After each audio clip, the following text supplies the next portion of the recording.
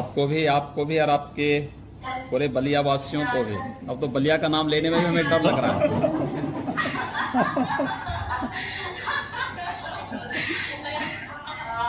शारदीय नवरात्रि की हार्दिक शुभकामनाएं सर। आपको भी और आपके पूरे बलिया वासियों को भी। अब तो बलिया का नाम लेने में भी हमें डर लग रहा है।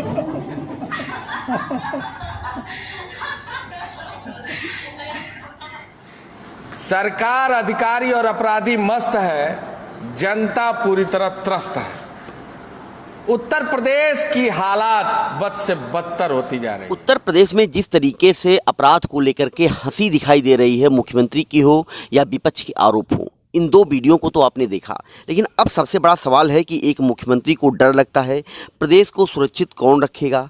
मुख्यमंत्री अगर डर गया तो जनता महफूज कैसे रहेगी? और यही डर है जो उत्तर प्रदेश की जनता को परेशान कर रहा है। यही डर है जो गुंडे और माफियाओं के लिए एक ताकत भी बन रहा है। यही वजह है कि पूरे प्रदेश में अपराधी बेलगाम हैं और लोग डरे और सहमे हैं। महिला सुरक्षा को लेकर, कानून व्यवस्था को लेकर हम निरंतर सड़कों पर सरकार के सामने मजबूत विपक्ष के रूप में संघर्ष करेंगे। मांग करना चाहता हूं कि अगर मनु विश्वकर्मा किसी अभिजात तबके से होते, पिछड़ी जाति के बढ़ई न होते, तो इनको अब तक 1 करोड़ की सौगात मिल गई होती। मैं इस निकम्मी सरकार से मांग करना चाहता हूं, इस पीड़ित परिवार की 1 करोड़ रुपए की आर्थिक मदद की जाए। इनके परिवार के 3 लोगों को शस्त्र लाइसेंस दिया जाए। उत्तर प्रदेश सरकार जो है वो गुंडे माफिया को संरक्षण देने का काम कर रही है। पूरे प्रदेश में कानून व्यवस्था पूरी तरीके से ध्वस्त है। उल्टे प्रशासन पीड़ितों की मदद करने के बजाय अभियुक्तों की मदद कर रहा है। की ब्यूटी पार्लर डाल रखा है, वहाँ से आ रही थी तो ये खजा और उनके साथ कुछ लोग जो है छेड़खानी किए। तो जो है जब उसका विरोध किया गया तो वो 15-20 की संख्या में आए और पिताजी को पीट कर जो है मारा, जिसके बाद इलाज के दौरान सुल्तानपुर में रामराज को सुल्तानपुर में जिस तरीके से साकार किया जा रहा है, उसको लेकर के कहा जा रहा है कि आम आदमी डरा हुआ है। कब किसकी हत्या कर दी जाएगी या कोई नहीं जानता। थाने उगाही के अड्डे बन गए हैं। हर कोई यही कहता फिर रहा है कि 2 लाख रुपए है तो आपको हत्या करने का लाइसेंस थाने वाला दे देगा, और आपको कौन बचाएगा या भगवान ही जाने। सुल्तानपुर के अलाउलपुर ग्राम पंचायत का मामला है। एक ग्राम पंचायत के प्रतिनिधि को जिस तरीके से दिन दहाड़े केवल और केवल इसलिए कि वो एक छेड़खानी की घटना हुई थी, उसमें उन्होंने जाकर के समझौते का प्रयास किया था। एक व्यक्ति को मारा पीटा गया था, उसको लाने के लिए वो जा रहे थे और मौके पर पहुंचते ही एक दूसरे गांव के प्रतिनिधि के द्वारा, जो भाजपा का बूथ अध्यक्ष है और मुगर ग्राम पंचायत का प्रधान है, उसके द्वारा एक बुजुर्ग की 60 साल के बुजुर्ग की पीट कर हत्या कर दी जाती है। अपने आप में ये नृशंस घटना है। इस तरीके की वारदात पूरे जिले को हिला देने वाली है। छेड़छाड़ की घटना में समझौता कराने गए एक व्यक्ति की पीट कर हत्या कर दी गई और बताया जा रहा है कि वहां पर 18 लोगों को उकसा दिया गया हत्या करने के लिए, और इसके बाद वहां पर इस हत्याकांड को अंजाम दिया गया है।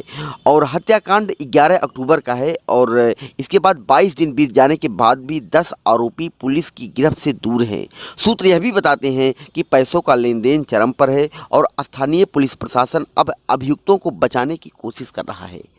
और यही नहीं, हत्याकांड में मुख्य भूमिका अदा करने वाले भाजपा बूथ अध्यक्ष को बचाने के लिए जिले के दर्जनों भाजपाई नेता लामबंद हो रहे हैं, और जो हत्या के लिए उकसाने का मुख्य आरोपी है भाजपा का बूथ अध्यक्ष, उसको बचाने की कोशिश भी कर रहे हैं। और यहाँ का जो थाना अध्यक्ष है वो पूरी तरीके से उसने 2-2 लाख रुपए की वसूली करके उस प्राथमिकी में जो मुकदमा अपराध संख्या मैं बता रहा हूँ आपको 495/20 है, उसमें 18 अभियुक्त हैं और 9 धाराओं में प्राथमिकी दर्ज है।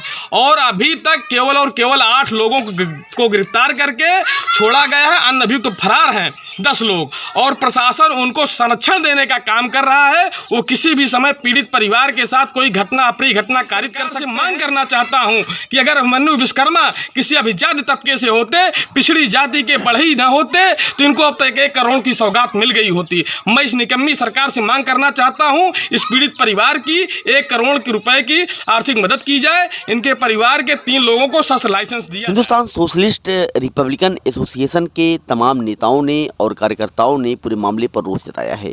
उनका एक प्रतिनिधिमंडल पीड़ित परिवार से मिला है। आर्मी के राष्ट्रीय अध्यक्ष एडवोकेट कुलदीप जनवादी ने अपराधियों की गिरफ्तारी की मांग की है और उन्होंने कहा है कि जो हत्यारे हैं उन्हें बचाया जा रहा है। मामले को लेकर कोई भी विपक्ष बोलने को तैयार नहीं है। सवाल यह है कि अगर इसी तरीके से सुल्तानपुर में हालात बिगड़ रहे हैं तो आखिर जो पंचम तल का अमला है, डीजीपी हैं और बाकी पुलिस महकमा है, वह पूरे मामले को ध्यान क्यों नहीं दे रहा है। हिंदुस्तान सोशलिस्ट रिपब्लिकन एसोसिएशन ने पूरे मामले पर मुख्यमंत्री और डीजीपी को ट्वीट भी किया है और कार्रवाई की मांग की। उत्तर प्रदेश सरकार जो है वो गुंडे माफिया को संरक्षण देने का काम कर रही है।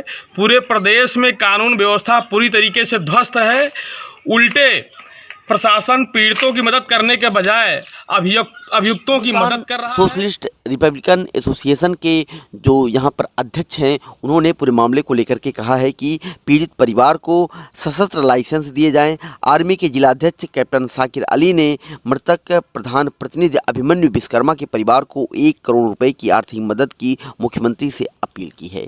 और उधर जो है कांग्रेस की नेता प्रियंका गांधी ने पूरे मामले को गंभीर बताया है और उन्होंने ट्वीट करके कहा है कि यूपी के सीएम बताएंगे कि किस मिशन के तहत यह सब कुछ हो रहा है, बेटी बचाओ या अपराधी बचाओ। हिंदुस्तान सोशलिस्ट रिपब्लिक आर्मी ने भी मुख्यमंत्री और डीजीपी से पूरे मामले पर कार्रवाई की मांग की है। लेकिन असली सवाल यह है कि आखिर कार्रवाई होती कब है और पीड़ित परिवारों को कब न्याय मिलेगा और सभी आरोपी कब गिरफ्तार किए जाएंगे। पूरे मामले को लेकर के इसलिए भी संशय बना हुआ है क्योंकि जो थाना है, पुलिस प्रशासन है, वह अपराधियों को ही बचाने में लगा हुआ है। पीड़ित परिवार का भी ऐसा ही। हमारे गांव की ब्यूटी पार्लर डाल रखा है, वहाँ से आ रही थी तो ये खजा और उनके साथ कुछ लोग जो है छेड़खानी किए। तो जो है जब उसका विरोध किया गया तो वो 15-20 की संख्या में आए और पिताजी को पीट कर जो है मारा, जिसके बाद इलाज के दौरान उनकी जो है डेथ।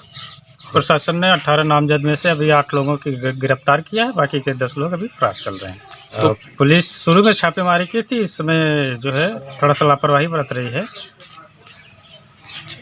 यहाँ प्रभारी मंत्री भी आए थे उत्तर प्रदेश सरकार के, तो उन्होंने कोई आर्थिक मदद की परिवार की? नहीं, कोई आर्थिक मदद नहीं, सिर्फ आश्वासन दिया उन्होंने कि जो है हम पूरी तरह से जो है शासन प्रशासन आपके साथ है, लेकिन अभी तक कोई मदद मिली नहीं। सुरक्षा का इंतजाम आपके परिवार के लिए कुछ प्रशासन ने किया है? नहीं, लोग बोले थे कि हम लाइसेंस जो है आपका बनवा देंगे। हमने फॉर्म जो है डीएम के पास लेके गए थे, लेकिन अब डीएम साहब मिले नहीं, तो इसलिए हमको वापस आना पड़ा। खा लिया में जी रहे हैं, पूरा परिवार क्या पूरा गांव ही भाई के साय में जी रहा है। सबकी दिनचर्या जो है इधर से उधर हो गई है। ब्यूरो रिपोर्ट, फर्क इंडिया।